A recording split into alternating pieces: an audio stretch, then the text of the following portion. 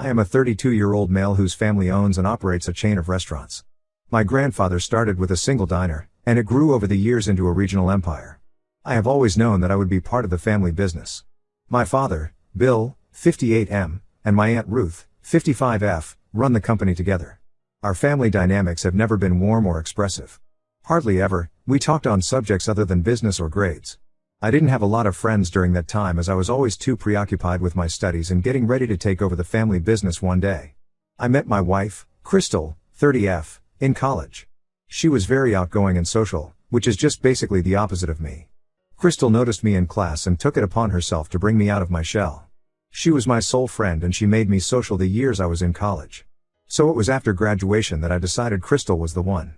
So I asked her out, and she claimed she felt the same way towards me too. And that was how we started.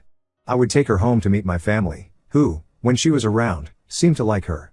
But the moment she left, they would start talking about how she wasn't from a restaurant background and that she didn't meet our standards. I was really angry but chose not to confront them then and there. I whisked Crystal off to her favorite beach for the weekend and then popped the question. She was surprised but said yes happily. I did text my family to tell them that Crystal and I were now engaged, but they didn't say too much, which I took as a good sign. Crystal had always been interested in event planning and had been saving money from part-time jobs during college to start her own business. When she refused, I tried offering her financial support, to which she replied, "It's my project, the only help I want from you is emotional help." My family, however, began to pile on the pressure in regard to the wedding. They wanted it to be a big social bash to make a statement amongst their aristocratic set of friends and associates in business. And when they got the feel that Crystal belonged to a middle-class family, they asked me to persuade her not to mention her family at the reception that they were arranging. I was nauseated by their attitude. Crystal is very family-oriented, and I wouldn't want to crush her world by telling her the truth as to what they originally wanted to take from my family. I told her a white lie, that I wanted to have our wedding somewhere private just for us two. Shocked, she asked about our family's involvement, to which I responded that it had been a huge dream of mine, and the family was okay with it. The following weekend we found ourselves in one of those picturesque mountain resorts, which cater to private weddings, and, in this case, had one scheduled for us. Immediately after, I called my parents. The news had meanwhile spread among my family. They were not particularly happy about it but decided to treat my decision as a planned one so as not to lose face. The day right after our honeymoon, Crystal went to her parents' place for a few days, and I went over to my side of the family's house. Naturally enough, I had to listen to my father and aunt on the topic of getting married without informing them or getting married in their absence. Once again, I had my chance to prove my words correct about speaking ill of Crystal. Well, it appears I had startled them with my frankness and was able to veer into a conversation with them on arranging a Thanksgiving dinner as a replacement for the wedding dinner. But honestly, I didn't want to be in this show at all and just did the whole thing for the sake of it because I know this could be a great networking possibility for Crystal's new business. My mom, Linda, 56F, my Aunt Ruth, and my cousin Tyler, 28M, were in charge of planning the event. It was nearing dinner time, and I knew that the time had to come when I should reveal the true mean faces my family made toward Crystal, but she surprised me really. She believed that from the start of the proposal, suspicion grew in her, but she chose to trust me. She said that she did what was coming. The Thanksgiving dinner was mixed. On the good hand, some of the guests were really interested in Crystal's business. On the bad hand, I can just scarcely recall my family talking to us for the night beyond Tyler. No sooner had the guests left, than my father called me into his study. I fully expected to be given some position in the family business now that I was married, as was tradition. But instead, my father said that it was my Aunt Ruth who was going to run the business since she had new ideas, and that I had been too busy with my marriage. I was in shock, and began to tell them the years of work I had put into this position. My father just replied that I was serious about the job, which was evident in the way I had married Crystal without thinking about the family reputation. Then he went on to disparage Crystal's small-time event planner business. My blood boiled, but I couldn't feel the words. I stood up and walked outside for a breath of fresh air, and my mom followed. Crystal had remained in the study and had quite the fight with my father about how they treated family. He laughed in her face and told her she and I could try becoming part of the family once she was on par with them. Crystal was upset, and so we returned to pick me up. We left and drove straight home. The day after, I phoned my father to tell him that nobody talks to my wife like that. He wouldn't talk about it. I left messages with my other family members about what had happened, and only my mother returned my call, pleading with me to calm down. She was the one who said we should move on for our peace of mind, and I went for it. We decided to just settle with our respective jobs because a busy mind preoccupies oneself with things that are genuinely worth our while. For months, my family was distant, and except for my mother calling a few times to know how we were doing, we hardly spoke to each other. During that period, I was helping Crystal with her business network, and her event planning was doing great. She was the talk of the town with the most unusual parties and truly unforgettable events. The speed at which she added customers was nothing short of incredible. In the space of a year, she had been profiled in a local business magazine as one of the rising entrepreneurs to watch. As for me, I decided to strike out on my own and put my limited knowledge of the restaurant industry to work by starting a consulting firm for new restaurateurs. It was hard at first, but with effort, I put my name alongside my own family name and not dependent on it. After not much contact for a year, all of a sudden, my family has started to reach out. I have received several voicemails and even one email sent to Crystal, saying that she missed us a lot and really flattered she could not have lunch to catch up with just Crystal. So we're both just confused and a little bit suspicious about this sudden change in heart after all those months of treating us like crap. I'm on the edge of my seat, curious yet torn between curiosity about what they want and an impulse to protect the peace that Crystal and I have built for ourselves. Part of me wants to hear them out, but a larger part remembers the hurt they caused and doesn't want to risk going through that again. Crystal says she'll support whatever decision I make, but I can tell she's wary too. I don't know what to do next. Should we let them explain their actions or proceed with our lives and move on with them in the past? Advice, appreciated, thank you. Update 1, thanks for the support and advice on my last post, guys. I needed to just reflect on the situation a little, and I wanted to give y'all an update of what's transpired since then. After a lot of deliberations with Crystal, we came to a conclusion that it was safe enough to cautiously answer my family's attempts at making contact. The agreement was we would listen to whatever they had to say, but we would be very careful not to get very involved very rapidly. I called my mom again and asked her outright what the sudden change of heart was all about. She said they missed us and they realized that they had been at fault about the way they had treated all of us, especially Crystal from the start. She said they wanted to make amends and get back to our lives. With all my doubts, considering their past behavior, I pushed for elaboration. That is when the truth came out. Apparently, their restaurant business has been down since the past year. Some of the older investors retracted themselves stating they were not happy with the running and organization of the company. Now they wanted to revive the whole thing by making me join them so that I could save the family business, which also belonged to me or was at least a part of my inheritance now. I was so mad. Here there goes again. Just thinking of themselves and how we may come in handy for them. I told Mom that if this was their real intention for calling, then we were not interested to revive anything. Well, this isn't the end. A few days after this conversation, my cousin Tyler reached out to me in private. He confirmed what Mom had said about their business problems but dropped some details that she had completely omitted. In addition, Tyler said my Aunt Ruth's new ideas blew up in her face. She had been trying to expand the business quickly into new markets and was shooting from the hips without having done the necessary research and creations.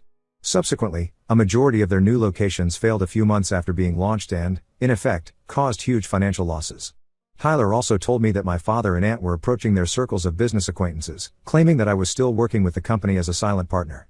Thus, they were using my name and supposed continued involvement to try and keep investor confidence high. It explained why some of Crystal's clients had been asking lately about my family's restaurants. I was furious after hearing that. Not only because they were trying to push us into helping them, but in doing so, using my name in something I had not consented to, in order to sustain the business that was heading downhill. It was after that incident that Crystal and I finally talked about it. We both thought that, at this point, we had to do something for our reputations and businesses. We consulted a lawyer and were advised to write a formal letter of cease and desist to my family, stopping our name from being used by them in connection with their business. We also prepared a public statement for our professional social media, outlining that neither he nor I had any association with my family's restaurant chain. Again, an unusually hard decision because it meant putting the fracture in my family very public, but important for the protection of our own professional integrity. The fallout from this was huge.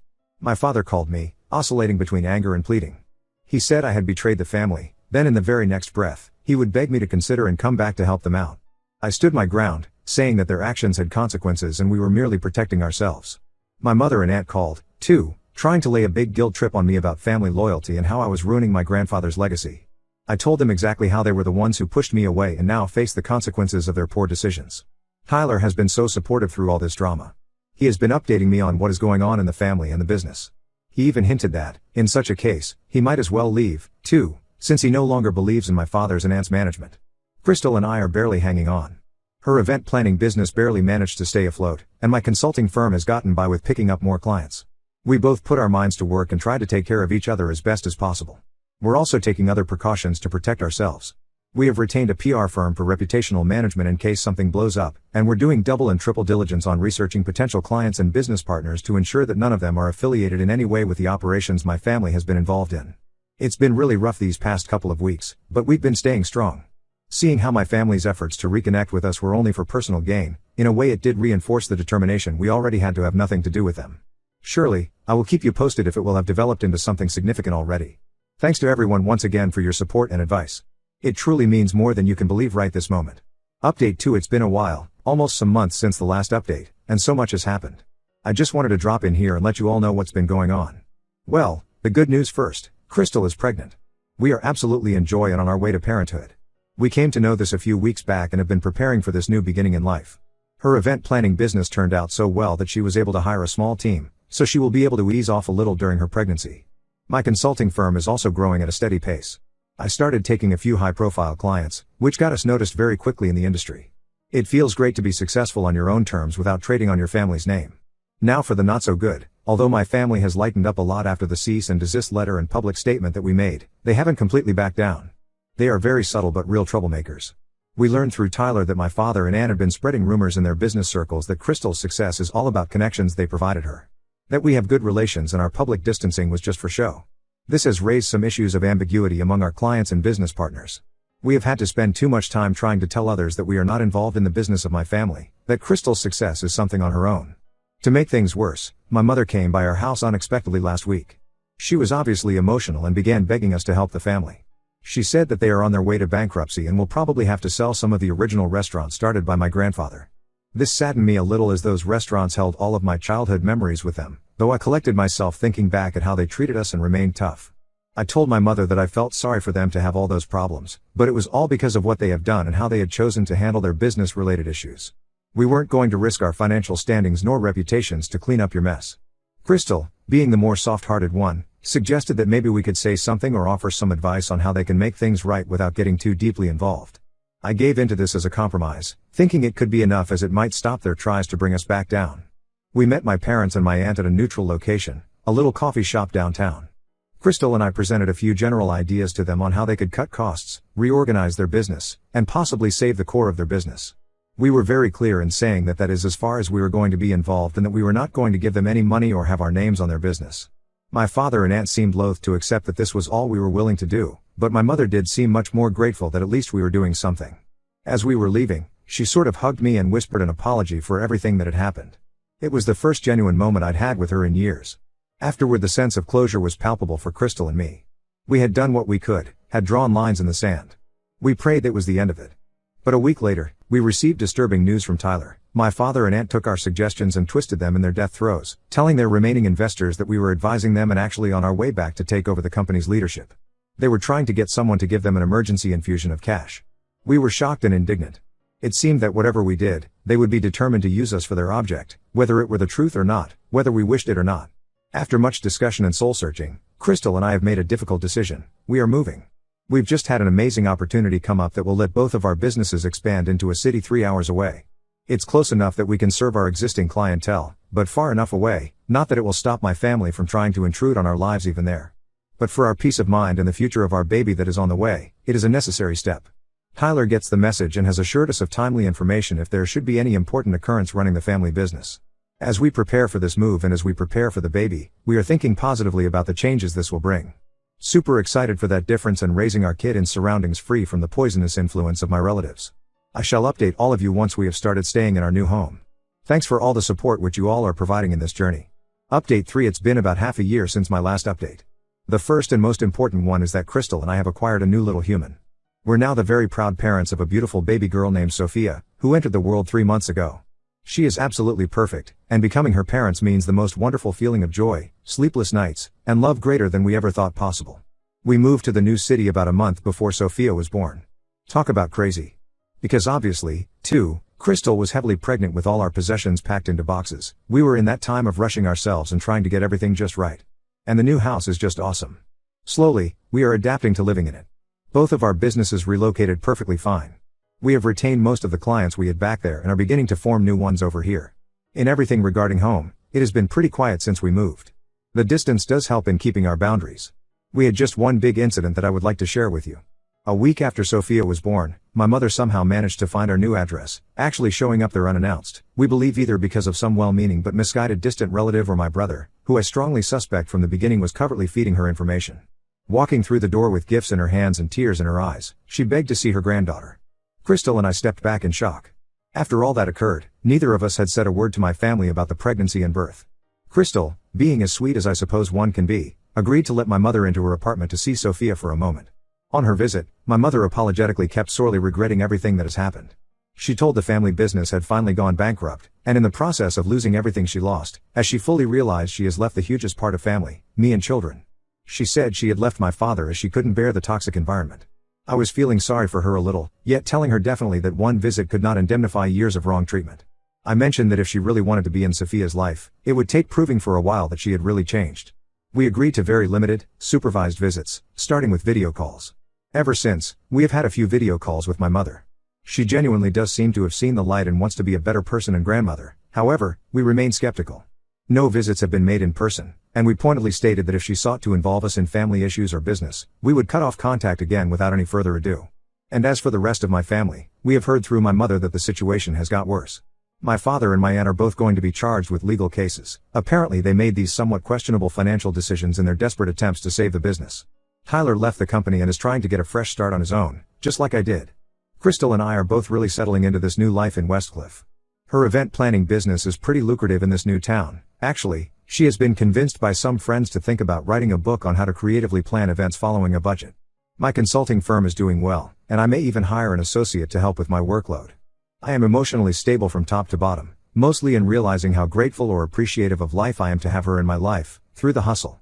More importantly, we are enjoying each second with little Sophia. Watching her grow and discover the world around her is just the most amazing experience. We are determined to make a loving, stable environment for her, free from the kind of family drama I grew up with.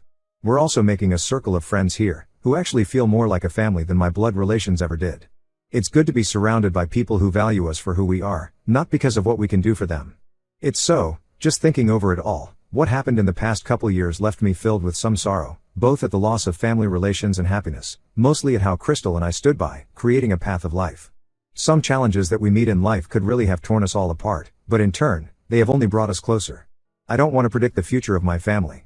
Perhaps my mother will continue progress in order to benefit from life with us. Probably my father and aunt will get punishment for their deed and realize how bad it was. Or maybe we will live on as we do now, for the most part, separately from them. Despite all, I am in no doubt that Crystal, Sophia, and I will be there for each other. We've become our tiny family unit, built on so much love, respect, and support for one another, if anything. End of line. Thank you to all of you for your support throughout such a long and complicated journey. Advice and encouraging words were received, and worth more than you probably know. So though we might very well not update for a while, do know that we're doing well. It's a happier life than ever.